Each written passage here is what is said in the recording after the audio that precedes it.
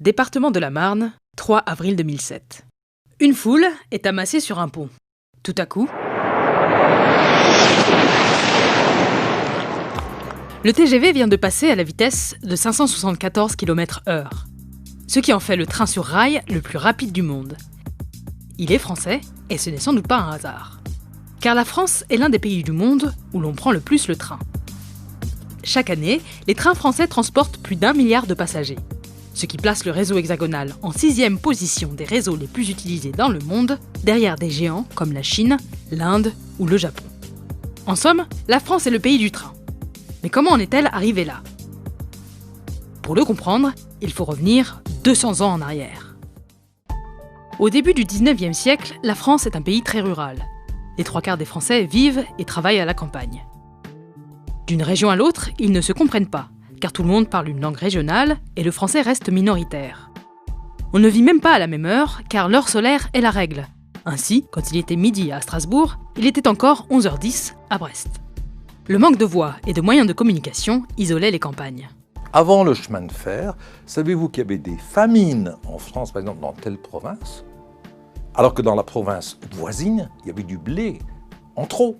On ne pouvait pas transporter, il n'y avait pas de moyens de transport. Donc il y avait des famines qui se propageaient encore peu avant la Révolution.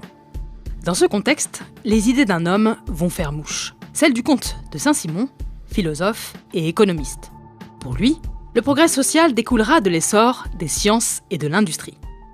Le chemin de fer est l'illustration même de cette pensée saint-simonienne qui est le bonheur par l'industrie, la paix par le commerce.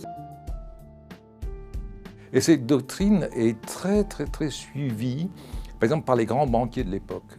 Isaac et Émile Pereire, qui sont 2 grands banquiers d'origine portugaise, créent le réseau du Midi, créent le réseau du Sud-Ouest et aussi d'ailleurs participent à celui du Nord, les lignes de Versailles. Et très vite, le gouvernement comprend tout l'intérêt économique et politique du chemin de fer. C'est l'État qui autorise l'ouverture de telle ou telle ligne et qui finance les travaux d'infrastructure, les ponts, les tunnels, tout ce qui coûte cher. Ensuite, la compagnie privée exploite et doit reverser à l'État les bénéfices, s'il y en a. L'effet du développement du chemin de fer est immédiat, en particulier sur le commerce, celui du vin par exemple.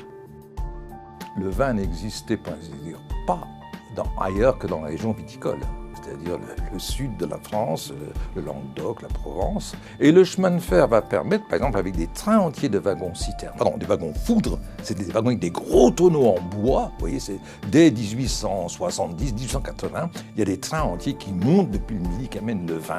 L'État prend aussi conscience que le train pourrait lui permettre de mieux contrôler le territoire depuis Paris. C'est entre autres pour cette raison que Charles de Freycinet, ministre des Travaux publics, fait voter une série de grands travaux du rail en 1879. L'objectif ? Relier toutes les sous-préfectures et le plus de chefs-lieux de canton du pays. Et en quelques dizaines d'années, plus de 9000 nouveaux kilomètres de chemin de fer sont construits. Voici à quoi ressemblait le réseau français en 1870. Voici à quoi il ressemblait 20 ans plus tard. Et voici à quoi il ressemblait 40 ans plus tard. Au début du XXe siècle, le réseau ferroviaire français compte 40 000 km de voies. C'est plus qu'aujourd'hui. La France vit sa belle époque. L'isolement des campagnes est brisé, les ruraux viennent travailler en ville, la croissance dure. Toute la France vit à l'heure de Paris, l'administration et le français sont partout. Arrive alors une crise économique, puis la concurrence de l'automobile et des autocars. Les compagnies de chemin de fer sont déficitaires, 10 000 km de lignes secondaires sont supprimées. Pour faire face à ce défi, l'État crée en 1937 la Société nationale des chemins de fer français, ou SNCF, et y regroupe l'activité des 5 compagnies existantes. La SNCF, en même temps, c'est une création qui met à plat et au grand jour les comptes. L'État est désormais actionnaire, 51%, c'est important. Et savez-vous qui a trouvé tout ça ? C'est René Meyer. René Meyer est un homme politique et il crée une œuvre assez sage qui consiste finalement à prolonger le travail des compagnies en les déchargeant finalement de leurs dettes vis-à-vis de l'État. Le chemin de fer récupère l'ensemble de ce qu'il a d'ailleurs lui-même investi, l'État, c'est-à-dire les infrastructures, les gares, les lignes, etc.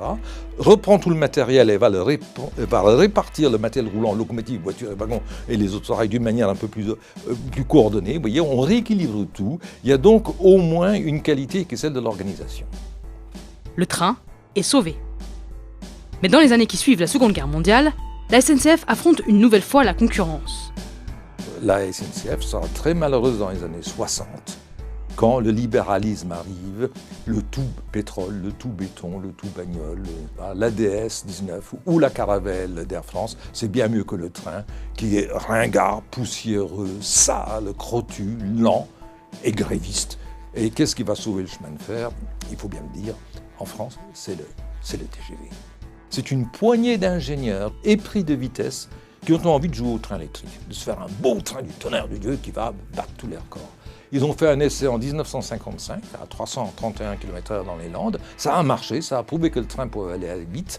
Ça va sauver le chemin de fer en France aussi. Ça redonne une image de marque avec l'aide d'ailleurs de nos excellents amis, les pays pétroliers, qui quadruplent le prix du baril en 1973. Mais le train, lui, il n'a pas besoin de pétrole. Il y a la houille blanche, l'énergie électrique, qui a été décidée par le général de Gaulle, vous savez, au lendemain de la Seconde Guerre mondiale. Et le chemin de fer est consommateur d'énergie nationale. Il abandonne le charbon pour l'électricité. Aujourd'hui, 10 lignes de TGV sont en service et d'autres sont planifiées. Le TGV s'est exporté en Espagne, en Italie et en Corée du Sud. Il a même décroché un premier contrat aux États-Unis en 2016 pour relier Boston à Washington. Et c'est aussi toujours le train sur rail le plus rapide du monde.